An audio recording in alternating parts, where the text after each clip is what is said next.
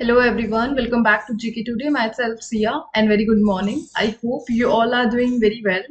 So let's start this session of 8th and 9th July 2024 with in-depth analysis of current news. Fine. Also these questions are part of daily 20 MCQ series which is available on GK Today app. So let's start this session. So first of all जो last session में मैंने आपसे session के दौरान जो question पूछे थे उनके आंसर देख लेते। सो एनआईसी को जिसने फाउंड करा है वो है doctor Narasimha Sheshagiri. Indian spices को जिन कंट्री ने बैन कर रखा है नेपाल है, सिंगापुर है एंड हांगकांग है। फाइन। पेज टाइगर रिजर्व की जो लोकेशन है वो महाराष्ट्र और मध्य प्रदेश दोनों राज्यों में ही आती है और जो नीति आयोग है उसको एस्टेब्लिश किया गया था 1 जनवरी 2015 और रिसेंटली जो सीईओ है वो बीवीआर सुब्रमण्यम है। इसी के साथ छत्तीसगढ़ के जो रिसेंट सीएम बने वो विष्णुदेव साय है और वो फर्स्ट ट्राइबल सीएम भी है छत्तीसगढ़ के। फाइन। और छत्तीसगढ़ के जो फर्स्ट सीएम है उनका नाम अजीत जोगी है। फाइन। थोड़ा डेटा मिक्स हो गया था इन दो क्वेश्चन में बट आज हम फिर से इन दो क्वेश्चन को कर लेंगे। इसी के साथ क्विज के जो क्वेश्चन थे, फर्स्ट का आंसर 112174 है, सेकंड 6.5% रेपो रेट है, third American flag, fourth is hospital and fifth का 31 मार्च 2025। मोस्ट ऑफ द पीपल ने 2024 भी मेंशन करा है जो कि रॉन्ग है। 2025 इज द राइट आंसर। जो एक्सटेंडेड टाइमलाइन है किसके लिए? द स्मार्ट सिटीज मिशन के लिए। Fine. Let's start the session. इसी के साथ मैं आपको यहाँ पर दो चीजें ऑलरेडी क्लियर कर देना चाहती हूँ। First thing about PDF and second thing is about additional information. So जो एडिशनल इन्फॉर्मेशन है, जो क्वेश्चन के साथ हम स्टैटिक पार्ट हम कवर कर रहे हैं, अपकमिंग सेशन में हम उन्हें रिव्यू करेंगे। सेम टॉपिक से सेम रिलेटेड करंट न्यूज होगी, देन सेम स्टैटिक पार्ट को हम अगेन एंड अगेन रिपीट करेंगे सो दैट जो एडिशनल पार्ट है वो रिटेन हो जाए। And second part is about PDF.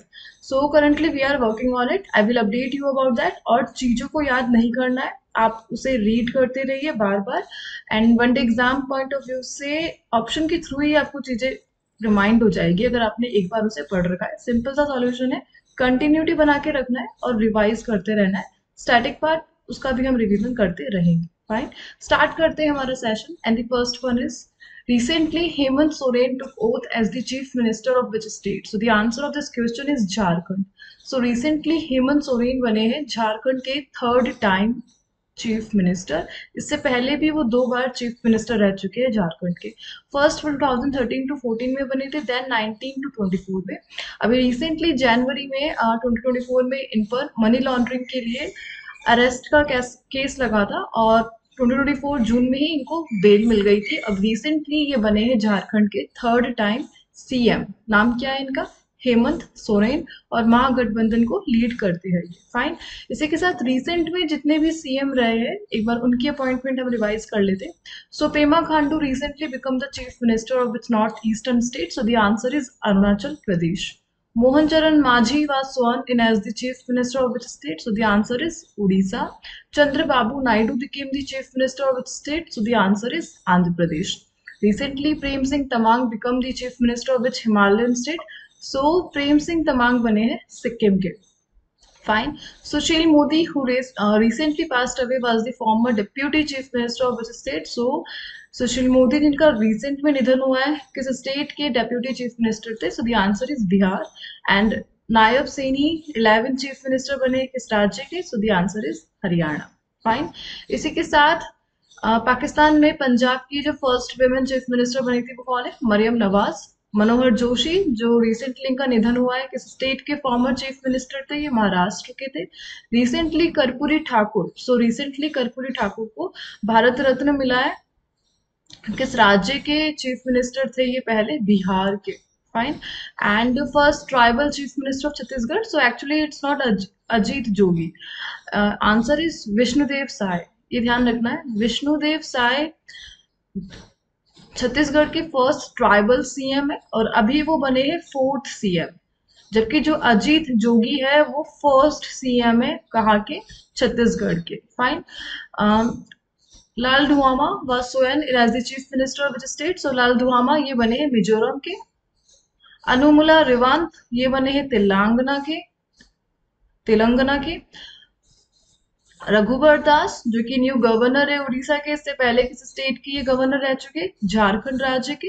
And which chief minister created a record as the second longest serving CM of India in India? So ये बने हैं नवीन पटनायक. अब नवीन पटनायक सेकंड लॉन्गेस्ट सीएम है. इसी के साथ आपके लिए क्वेश्चन है कि फर्स्ट लॉन्गेस्ट सीएम कौन है जो कि सिक्किम से बिलोंग करते हैं. ठीक है, राज्य मैंने आपको बता दिया है कि सिक्किम से बिलोंग करते हैं. इनका नाम क्या है ये आपको बताना है कमेंट में. Fine. Longest first, very important है ये क्वेश्चन. आगे बढ़ते हैं नेक्स्ट क्वेश्चन पे. So the next one is where was the 86th session of the Codex Alimentarius commission executive committee organized. So recently जो कोडेक्स है उनका 86th सेशन ये कहाँ पर हुआ, किसने ऑर्गेनाइज करवाया? So the answer is Rome. So codex का जो हेडक्वार्टर है वो रोम में ही है. क्या काम करती है कोडेक्स? इंडिया से किसने पार्टिसिपेट किया इसके बारे में देख लेते हैं. सो रिसेंटली इंडिया ने पार्टिसिपेट किया कोडेक्स के 86th सेशन में जो कि रोम में है. इंडिया से जिन्होंने रिप्रेजेंट किया वो फसाई के सीईओ है. कौन? श्री जी कमलावर्धन राव. ठीक है, कमलावर्धन राव. अब फसाई फूड सेफ्टी के लिए तो जो कोडेक्स है एक्चुअली एक बॉडी है जिसको स्टार्ट किया था फूड एंड एग्रीकल्चर ऑर्गेनाइजेशन ने एंड वर्ल्ड हेल्थ ऑर्गेनाइजेशन ने, ताकि स्पाइसेस, कार्डमम और फूड इंडस्ट्री पर जो लिमिट है उसको सेट कर सके, फूड सेफ्टी पे वर्क कर सके और इसके लिए लिमिट्स को, स्टैंडर्ड को मेजर कर सके. सो इंटरनेशनल लेवल पर जो फूड सेफ्टी को देखती है वो कौन है? कोडेक्स है. और रिसेंटली अभी हमने पढ़ा था कि जो इंडिया है वो एनआईसी के साथ मिलकर, स्पाइसेस बोर्ड ऑफ इंडिया के साथ मिलकर कोडेक्स के साथ स्पाइसेस में स्टैंडर्ड लिमिट को सेट करने के लिए काम कर रही है. अभी हमने रिसेंटली ये क्वेश्चन किया था. कोडेक्स को जो फाउंडेशन ईयर है वो 1963 है और इंडिया ने 1964 में ही इसको ज्वाइन कर लिया था. सो इंडिया ने कोडेक्स को कब ज्वाइन किया था? 1964 में. ऑब्जेक्टिव क्या है? Protecting consumers health and ensuring fair practices in food trade. So basically ये दो ऑब्जेक्टिव है किसके? कोडेक्स के. रिसेंटली जो इशू हुआ था इथाइलिन ऑक्साइड की प्रेजेंस थी किसमें? हमारे स्पाइसेस में. ये केस देखने को मिला था कहाँ पर? हांगकांग और सिंगापुर में. और दैट्स वाई इन दोनों कंट्रीज ने हमारे स्पाइसेस को बैन कर दिया था. इसके अलावा नेपाल ने भी हमारे स्पाइसेस को बैन कर रखा है. और इसी बैन को हटाने के लिए रिसेंटली जो इंडिया है, spices board of India NIC के साथ मिलकर कोडेक्स के साथ लिमिट सेट कर रही है ताकि इन स्पाइसेस को वापस एक्सपोर्ट किया जा सके in countries. Fine. Spices board of India basically यही रिस्पॉन्सिबल है हमारे स्पाइसेस को अदर फॉरेन कंट्रीज में एक्सपोर्ट करवाने के लिए. टोटल 52 स्केड्यूल स्पाइसेस का प्रमोशन करती है, कार्डमम के डेवलपमेंट को देखती है, इंटरनेशनल लिंक है Indian exporter and foreign importers के between. Simply spices board of India 26 फरवरी 1987 को आया था. फाइन. आगे बढ़ते नेक्स्ट क्वेश्चन पे. What is the primary objective of the National Green Hydrogen Mission recently seen in the news? So NGHM का primary objective क्या है? अभी हमने रिसेंटली पढ़ा था 2023 में गवर्नमेंट ऑफ इंडिया ने रिन्यूएबल सेक्टर को बूस्ट करने के लिए national green hydrogen mission start किया था जिसके लिए एक बजट भी एलोकेट किया गया था. आपको क्या याद है वो बजट? सो बेसिकली जो इसका ऑब्जेक्टिव है वो है to make India a global hub for producing, utilizing and exporting green hydrogen and its derivative. So simply जो एम है ग्रीन हाइड्रोजन को बूस्ट करना है, उसके यूटिलाइज को इंक्रीज करना और एक्सपोर्ट को एनहेंस करना है. ये इसका बेसिक एम है. Let's find the key discussion point of new renewable इस मिशन के बारे में. सो जनरली ये मिशन न्यूज में रहा क्योंकि जो कैबिनेट मिनिस्टर है राजकुमार सिंह, किसके कैबिनेट मिनिस्टर है वो? Ministry of new and renewable energy की. उन्होंने गाइडलाइन इशू करी है इस मिशन को आगे बूस्ट करने के लिए. सो फंडिंग गाइडलाइंस आई है recently national green hydrogen mission के लिए और इस मिशन को अप्रूवल मिला था 4 जनवरी 2023 में. सो जनरली जो NGHM है वो कब स्टार्ट हुआ था, अप्रूवल कब मिला था? 4 जनवरी 2023. सिंपल गोल क्या है? इंडिया को ग्लोबल हब बनाना है फॉर ग्रीन हाइड्रोजन. इसके अलावा let's revise the key discussion point of NGHM. सो जो बजट आया था वो 19,744 करोड़ आया था और स्टार्ट कब हुआ था ये मिशन? 4 जनवरी 2023 में. ठीक है. टारगेट ईयर है 2030. 2030 तक हमें अचीव करना है 500 गीगावाट टोटल रिन्यूएबल कैपेसिटी, जिसमें से सोलर का पार्टिसिपेशन कितना होने वाला है? 280 गीगावाट. फाइन. इसके अलावा हमें नेट जीरो एमिशन करना है 2070. ये जो टारगेट है सेंटर का है, स्टेट के टारगेट अलग है. स्टेट में गुजरात का 2070 का ही है. तमिलनाडु का, महाराष्ट्र का, केरल का, इन तीनों राज्यों का जो नेट जीरो एमिशन का टारगेट है वो 2015 है, 50 है। रेलवे का 2030 है। फाइन। इसी के अलावा ग्रीन हाइड्रोजन का जो हमारा टारगेट है 5 मिलियन टन एनुअली हमें प्रोड्यूस करना है 2030 तक, और एथेनॉल ब्लेंडिंग करनी 20% पेट्रोल में, और इसके लिए 25-26 का टारगेट ईयर है। हाइड्रोफ्लोरोकार्बन को 80% तक रिड्यूस करना है, टारगेट ईयर 2047 है। कोल गैसिफिकेशन का टारगेट हमारा क्या, 100 मिलियन टन कोल गैसिफिकेशन 2030 है। फाइन। सो रिसेंट वाला कौन सा है, 2030 वाला कोल का है, नेट जीरो का है, 500 गीगावाट का है, और 25-26 में हमें एथेनॉल ब्लेंडिंग करनी है। और जो इंडिया का 5 ट्रिलियन इकोनॉमी का टारगेट है वो भी 2024 का ही है। फाइन। हिमाचल प्रदेश बनना चाहता है इंडिया का पहला राज्य, फर्स्ट ग्रीन एनर्जी स्टेट जो 100% रिन्यूएबल एनर्जी पे पावर्ड हो, और इनका टारगेट 2025 तक है। न्यूक्लियर कैपेसिटी का हमारा टारगेट 2031 तक है। अब कितनी कैपेसिटी लेनी है हमें, 20-480 ये कैपेसिटी का टारगेट है। 5% बायोडीजल को डीजल में ब्लेंड करना है, टारगेट है 2030 है। फाइन। सो ब्लेंडिंग का एक टारगेट एथेनॉल का है और एक बायोडीजल का है। इलेक्ट्रिक व्हीकल के लिए हमारा ये है कि 30% व्हीकल्स को जो सेल्स है उसे इलेक्ट्रिक में कन्वर्ट करना है 2030। ठीक है, 30% of the vehicle sales to be electric by 2030। और इलेक्ट्रोलाइजर्स को बूस्ट करना है, 60 to 100 गीगावाट तक की मैन्युफैक्चरिंग कैपेसिटी को एनहेंस करना है 2030 तक। फाइन। सो ये मेजर गवर्नमेंट के टारगेट है रिन्यूएबल इंडस्ट्री में। Fine. Now let's move to the next one. So, which state government has recently launched Lokpat mobile app for resolving road problems? So, Lokpat mobile app किसने start किया है, Lokpat mobile app road problems को resolve करने के लिए। सो ये जो initiative है ये है मध्य प्रदेश गवर्नमेंट का। मध्य प्रदेश ने recently Lokpath mobile app start करा है ताकि रोड प्रॉब्लम्स को रिजॉल्व किया जा सके। Let's revise the recent app launched by the government. So NCRB संकलन ऑफ क्रिमिनल लॉ किसने लॉन्च किया, नेशनल क्राइम रिकॉर्ड ब्यूरो ने किया, क्रिमिनल लॉ के डेटा को कलेक्ट करने के लिए और यूटिलाइज करने के लिए। सीडीपी सुरक्षा प्लेटफॉर्म, सो ये एक डिजिटल प्लेटफॉर्म है for subsidies to horticulture farmers and promoting sector growth by central government. किन्होंने लॉन्च करा है, सेंट्रल गवर्नमेंट ने। RBI mobile app for G Sec, RBI का जो ये मोबाइल ऐप है जी सैक के लिए क्या काम करेगा, रिटेल इन्वेस्टर्स के, retail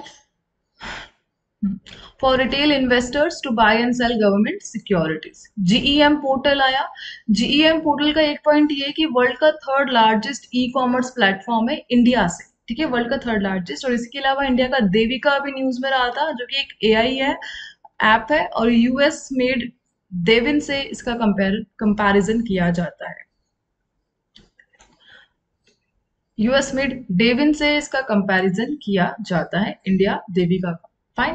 Let's move to the next one. So recently, Sir Keir Starmer has been appointed as the new Prime Minister of which country? So Keir Starmer बने हैं new Prime Minister किस country के? So the answer is UK, United Kingdom. So Rishi Sunak को replace करके ये बन चुके हैं UK के new Prime Minister.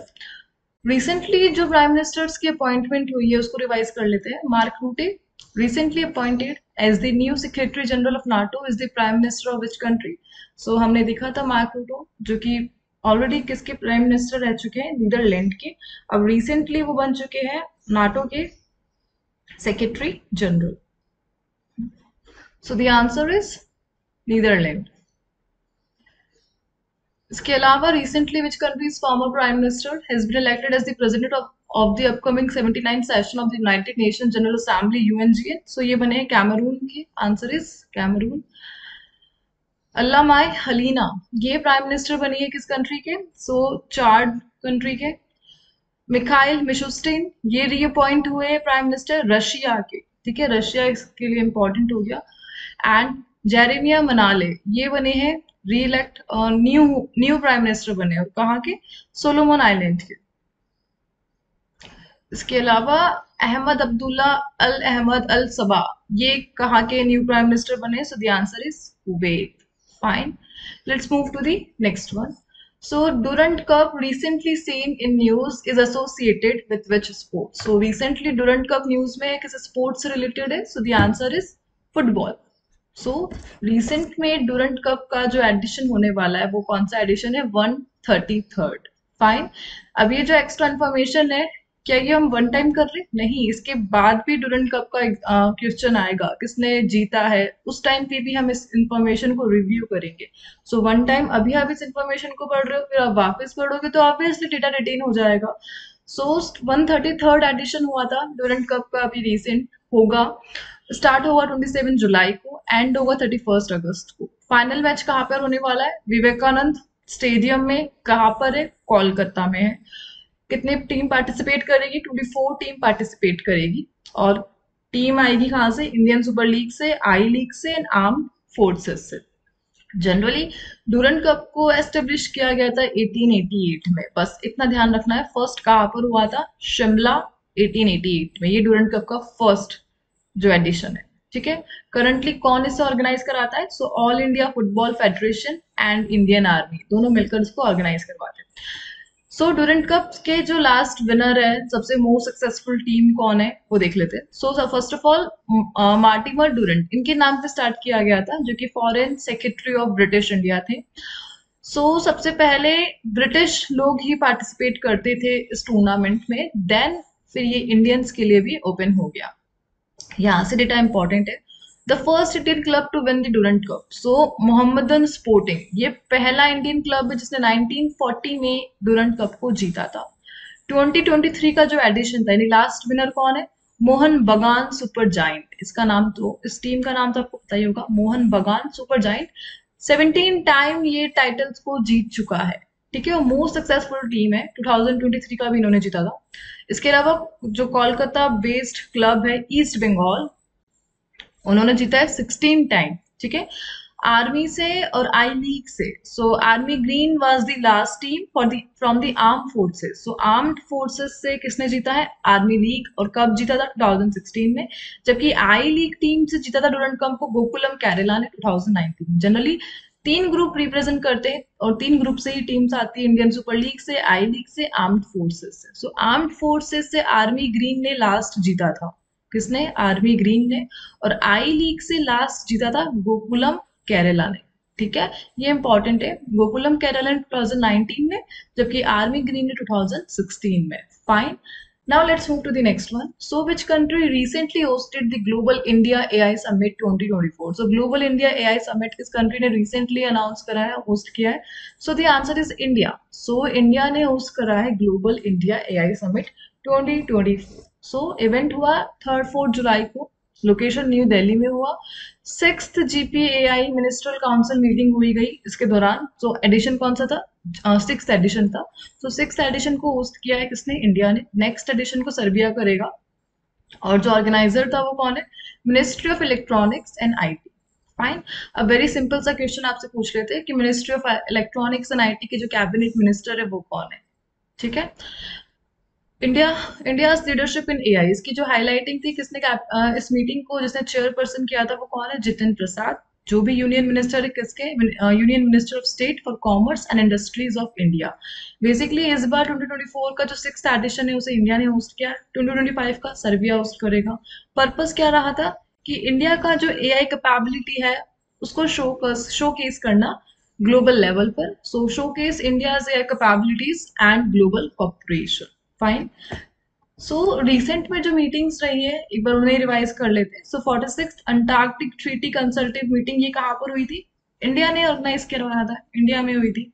64th international sugar organization council meeting, ये कहाँ पर हुई थी? न्यू दिल्ली में। Commonwealth local government forum annual board meeting, ये कहाँ पर हुई थी? श्रीलंका में। And financial action task force की जो मीटिंग हुई थी, FATF, अभी हमने देखा था, कहाँ पर हुई थी? सिंगापुर में। Fine. Let's move to the next one. Which state government has recently established a 9-member committee to investigate the contamination of Kaveri River? Kaveri River के contamination के लिए किस country ने, किस state ने generally एक 9-member committee को establish करने का decision लिया है? The answer is Karnataka. Answer is Karnataka. Kaveri river के बारे में पढ़ते हैं। कहाँ से इसका ओरिजिन पॉइंट है? जो ओरिजिन पॉइंट है कावेरी रिवर का वो कौन सा है?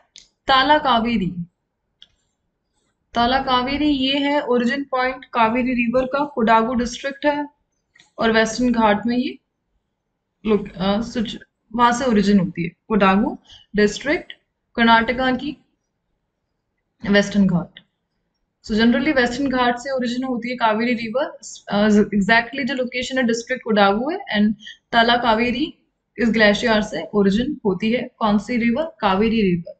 सो जनरली रिसेंटली कर्नाटका गवर्नमेंट ने कावेरी के कंटेमिनेशन के लिए 9 मेंबर कमेटी को स्टार्ट करा है, जो एरिया कवर करती है जिन जिन राज्यों से गुजरती है, तमिलनाडु से, कर्नाटका से, केरल से एंड पुडुचेरी से। जो मेजर डैम बने हुए कावेरी रिवर पे, Krishna Raja Sagar dam, Mettur dam and Banasura Sagar dam, ये बने हुए हैं कावेरी रिवर पे। रिसेंटली जो 9 मेंबर कमेटी है, सो इसके लिए जो सजेशन है वो किसने दिया था, ये इंपॉर्टेंट है। सो एमएलसी दिनेश गोलीगोड़ा। सो एमएलसी दिनेश गोलीगोड़ा जो कि मेंबर ऑफ लेजिस्लेचर है कर्नाटका के, उन्होंने ही सजेशन दिया कि जो कावेरी रिवर का कंटेमिनेशन हो रहा है, इसके कंसर्न को लेकर उन्होंने ही गवर्नमेंट को बूस्ट किया इसकी कमेटी बनाने के लिए। सो इनका नाम आपको ध्यान रखना है, MLC Dinesh Gooligowda. Fine. Let's move to the next one. Typhoon weapon system which was seen in the news, developed by which country? So recently Typhoon weapon system news में रहा, किस कंट्री ने इसको डेवलप करा है? So the answer is USA। USA ने इसको develop करा है। So recently typhoon weapon system news में रहा है, क्योंकि यूएसए ने डिप्लॉय कर रखा था टाइफून वेपन सिस्टम को। कहां पर? फिलीपींस में। साउथ चाइना सी में जो थ्रेट है चाइना को, उसको लेकर फिलीपींस ने यूएसए से टाइफून वेपन सिस्टम को अपने देश में तैनात किया था। लेकिन अब रिसेंटली फिलीपींस ने अनाउंस करा है कि वो इस वेपन सिस्टम को हटा देंगे और वापस यूएस भेज देंगे। दैट्स वाई ये न्यूज में रहा था। So generally Philippines, South China sea और चाइना ये लोकेशन है, और यहाँ फिलीपींस में यूएस ने डिप्लॉय कर रखा था टाइफून वेपन सिस्टम को, ताकि चाइना का जो थ्रेट है, कंटिन्यू डोमिनेटिंग पावर बना हुआ है साउथ चाइना सी में, उससे सेफ्टी के लिए काम आ सके। बट रिसेंटली इन्होंने डिसाइड करा है, अनाउंसमेंट आया है कि जो US mid range missile system है उसका विड्रॉल करेगा फिलीपींस, ताकि साउथ चाइना सी में चाइना की तरफ से जो टेंशन आ रहे हैं इस मिसाइल को लेकर, उसे कम किया जा सके और दोनों कंट्रीज के बिटवीन रिलेशन को वापस सिंप्लीफाई किया जा सके। दैट्स वाई अभी रिसेंट पे ये न्यूज आया है कि withdrawal of the US mild range missile system. बाकी उन्होंने ये भी अनाउंस करा है कि इन फ्यूचर अगर ऐसी सिचुएशन बनती है तो हम वापस से इसको डिप्लॉय भी करेंगे। सो हम एक बार रीड कर लेते हैं कि टाइफून वेपन सिस्टम क्या है। एक्चुअली एक ये मिड रेंज फायर सिस्टम है, यूनाइटेड स्टेट नेवी ने स्टार्ट किया है, डेवलप करा है। बैलिस्टिक मिसाइल को ये फायर कर सकता है। इसके अलावा टोमाहोक लैंड अटैक मिसाइल, ये भी किसने डेवलप करी है? यूएस ने करी है। एक क्रूज मिसाइल है, इसको भी ये फायर कर सकता है। कौन? Typhoon weapon system. So Tomahawk land attack missile ये किसने डेवलप कर रखी है? इंडियन सॉरी यूएस ने। So typhoon weapon system recently deploy किया था यूएस ने। कहां पर? फिलीपींस में। अब फिलीपींस के ऑर्डर आए कि इसको वापस हटाना है। दैट्स वाई ये क्वेश्चन न्यूज में रहा। फिलीपींस की जो कैपिटल है वो मनीला है। Fine, let's move to the next one. What is Apophis recently seen in the news? So Apophis की बात की जा रही है, क्या है रिसेंटली न्यूज में था? सो the answer is asteroid. So asteroid है, डेडली एस्ट्रॉइड है, पृथ्वी के लिए घातक है। क्या है इसकी न्यूज? Let's see. सो जो एपोफिस है ये रिसेंटली न्यूज में रहा, क्योंकि इसरो के जो चेयरपर्सन है उन्होंने इंटरेस्ट दिखाया कि इसरो भी इंटरेस्टेड है एपोफिस की स्टडी करने के लिए, लेकिन इसके लिए इन्होंने एग्जैक्ट टाइमिंग भी बताई है। सो जो चेयरपर्सन है इसरो के, एस एस सोमनाथ, उन्होंने इंडिया के इंटरेस्ट को रिवेल किया है। किस पर इंटरेस्ट है? प्लेनेटरी डिफेंस मिशन, यानी ग्रह सुरक्षा मिशन। और इसके लिए वो एक इवेंट को ऑर्गेनाइज करवाना चाहते हैं, एक मिशन को ऑर्गेनाइज करवाना चाहते हैं। और इस मिशन के लिए उन्होंने जो इन्फॉर्मेशन दी वो कब दी? एस्ट्रॉइड डे 2024 में, जो कि 30 जून को हुआ था। और कहाँ पर? बेंगलुरु में एक इंटरनेशनल वर्कशॉप के दौरान इसरो के चेयरपर्सन ने अपने इस इंटरेस्ट को बताया। सो एफोसिस एक डेडली एस्ट्रॉइड है जो कि पृथ्वी के लिए घातक है, और पृथ्वी के काफी नियर आएगा ये। कब? 13 अप्रैल 2029 को। और इस नजदीकी का फायदा उठाकर इसरो रिसर्च करना चाहता है एपोफिस पे, ताकि अर्थ के सरफेस के अगर ये नियर बाय है ऑर्बिट के, सो उसके लिए एक मिशन को रेडी करना चाहता है इसरो, ताकि एपोफिस के एनवायरमेंट को स्टडी किया जा सके और किस प्रकार ये पृथ्वी के लिए घातक है उसको स्टडी किया जा सके। सो 13 अप्रैल 2029 के लिए मिशन की प्लानिंग कर रहा है। ऐसा इंटरेस्ट बताया है किसने? ऐसे सोमनाथ ने। दैट्स वाई क्वेश्चन न्यूज पे रहा। सो इस प्रकार इसरो का एम क्या है? एफओएस की स्टडी को इनहेंस करना और ग्लोबल रिसर्च एफर्ट्स को ज्वाइन करना। सो इसरो के लिए एक रेयर अपॉर्चुनिटी है फॉर क्लोज स्टडी, जो कि 13 अप्रैल 2029 को हो सकती है। Fine, let's move to the next one.